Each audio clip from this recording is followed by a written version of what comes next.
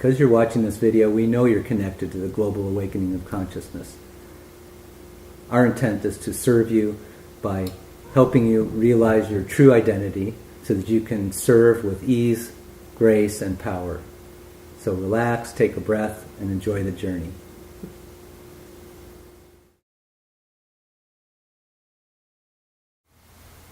I'm Veda. And I'm Veda. And my journey started when I was a child. I've always been fascinated with human potential and spirituality. And that journey has taken me through many books, many seminars, many experiences, as well as being a seminar leader and written a book myself and, and counsel people through the years. And most recently, what we have found in working with people is what is most commonly missing that is not allowing people to evolve quickly is their personal identity, what they identify themselves as, what they lead with in the world. Most people, and what we've been taught to lead with, is our human identity, our small story of me. And what allows evolution is to actually realize that you are a spiritual being. And you're very vividly living in a human body, but your essence is a spiritual being that goes on beyond your human body. So this video and this process that we are going to lead you through is to allow you to become more aware of that and to embrace it. And I've had similar experience from the age of 12 or so. I became aware of the idea of consciousness and how it connects all of us. And I was fascinated with that. And then over the decades, I've practiced many, many years of meditation and a variety of spiritual teachings, all of which built a super strong foundation for me. I'm very grateful to have been exposed to those and had the opportunity and kind of put the priority on practicing all of that. And in recent years, just like we both noticed, that those practices don't necessarily awaken your primary identity as a spiritual being. Your life you can have a lifestyle and a life that's dedicated to spiritual pursuit, but it's a little different than primarily knowing and identifying yourself in this way that we're talking about, and that we'll show you some examples about how to gain that awareness. And leading from that place is profound and will be life-changing, and the great thing about it is it's become so much easier to do now. So we're really excited about this, and we look forward to giving you some examples to work with.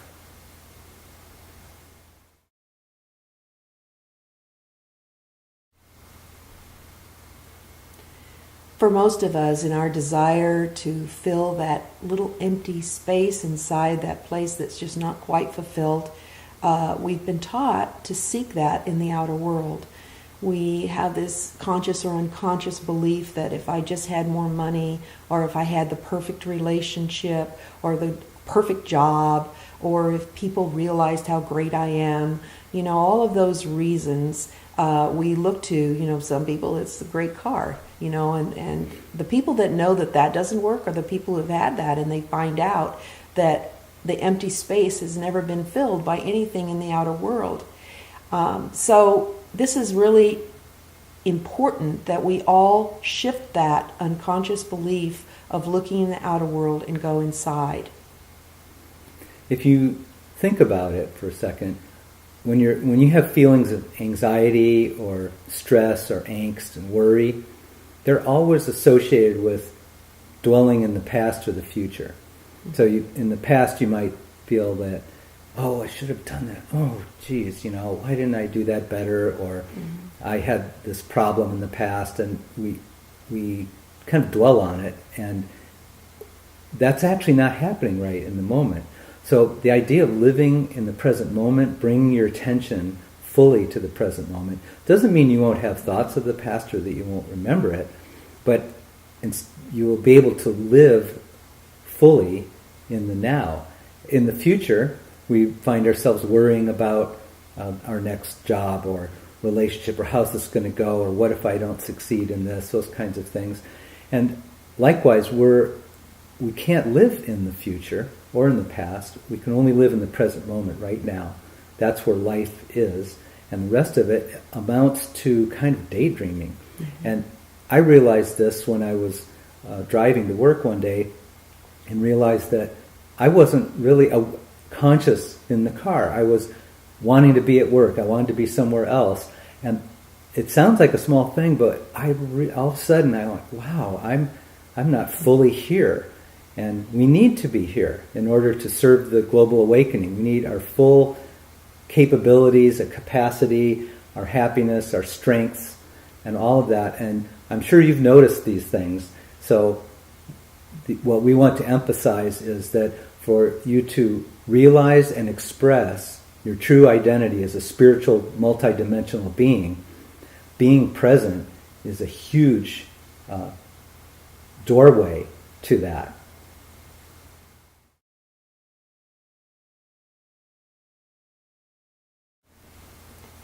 I'm sure that most of you have been hearing about being in present time as a spiritual practice. There are many major people right now talking about it, and of course it's been talked about by gurus throughout the centuries.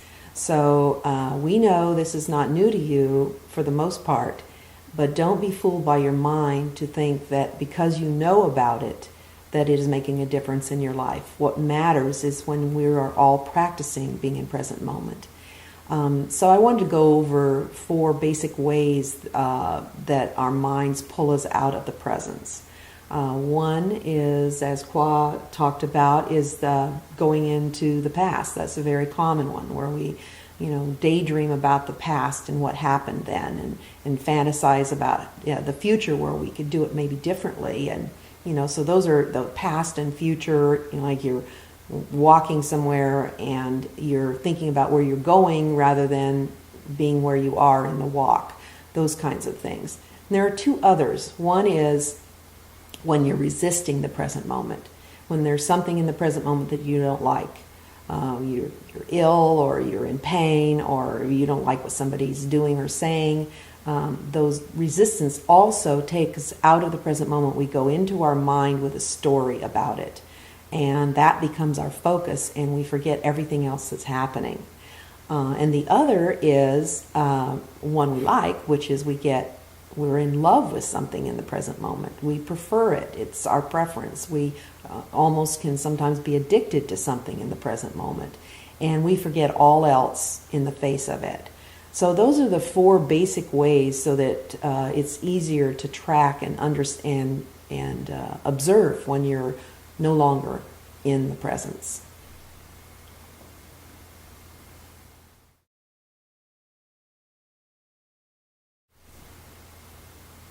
So we have a call to action for you, and that is to practice daily for 10 days some techniques in becoming more present.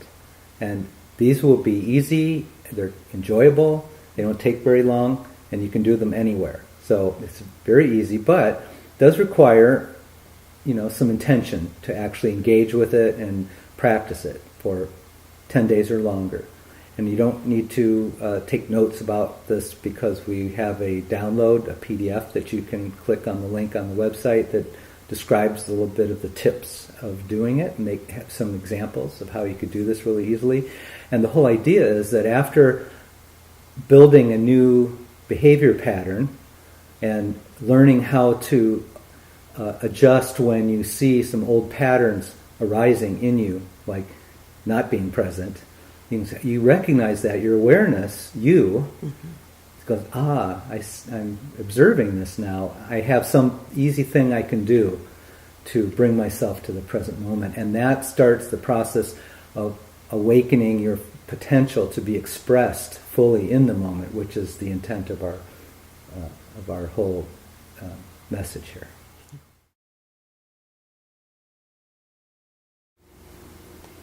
The first step to this process is to accept this invitation to truly accelerate your own divinity, your own recognition of who you really are.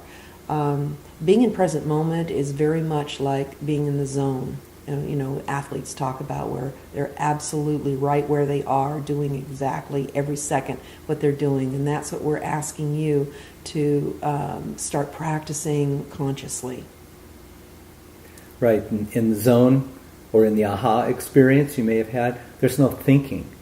Jazz musicians talk about that too. They're not thinking about anything. It's just flow and flowing. So during this 10 days, there'll be lots of opportunities that come up where you realize, oh, wow, I'm not being present. And there's an example I can give. I was driving home from work and got into a little traffic jam and was feeling kind of annoyed and irritated. It's like, wow, a little town, it's like never has a traffic jam. So I'm like, what's going on with this? And I was, I was finding myself irritated. And then I noticed it was some political protesting going on that I wasn't a fan of. And I went, oh, those protesters. And then I noticed that, wow, I'm sitting in a car, very comfortable, nothing wrong with that. I was not in any pain, nothing going on. And all in my mind, I was relating to wanting to be home. I didn't want to be in the car. I didn't want to be there. In my mind, I was thinking, I shouldn't have to deal with this. And, and those people, and I was judging them. And in a flash, I just realized, wow, this is not me. This is not my true identity experiencing this. This is my mind telling a story and getting all wrapped up, and there's anxiety and stress and angst. And I just took a breath, and I actually started to laugh about the whole thing. And so in an instant, becoming present, I realized that I was just fine and actually felt wonderful. My senses came alive, and I was at peace. And how funny it was that we do these things and kind of tangle ourselves up in stress and strain. And, and I think another aspect of that is that the person who was suffering from that was you, know? I mean, when we judge and we go into the past, we go in the future, I mean, we're the ones who are suffering from that. And so, this is really a way to release suffering and to live in even when things are painful, you don't have to suffer. Suffering is optional, truly. Pain will come and go, but suffering is not something we need to be doing. So another example that you could practice really easily is when you're walking anywhere. I noticed it the first time when I was walking from my house to the barn. And it's a pretty good walk. And I'm going along and I'm thinking about, what I'm going to feed the animals and, what I'm going to do when I get there and the things I want to accomplish. And all of a sudden I stopped and thought, I'm not in the barn, I'm walking. And I'm walking in actually a really beautiful environment. And I wasn't even noticing. I wasn't noticing the weather. I wasn't noticing the grass, the trees, the sounds, my own body, the muscles in my body as I was walking. None of that was apparent to me until I pulled myself in present time. And I found just amazing joy in the walk and let go of the destination. So that's something that all of us can do multiple times in any given day, and I do, and I found it just amazing. And the end result is you feel almost immediate relief and joy. Mm-hmm. That's your true nature emerging in the present moment where it actually lives. So many times during the day you'll have opportunities to do this, and that's what we'd like you to note down and capture.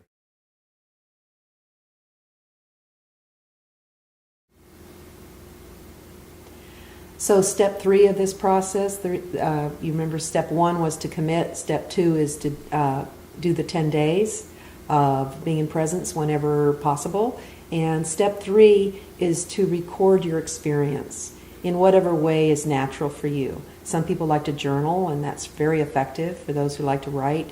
You could also just share with a person that's really important in your life and who's very supportive of you, and that'll work.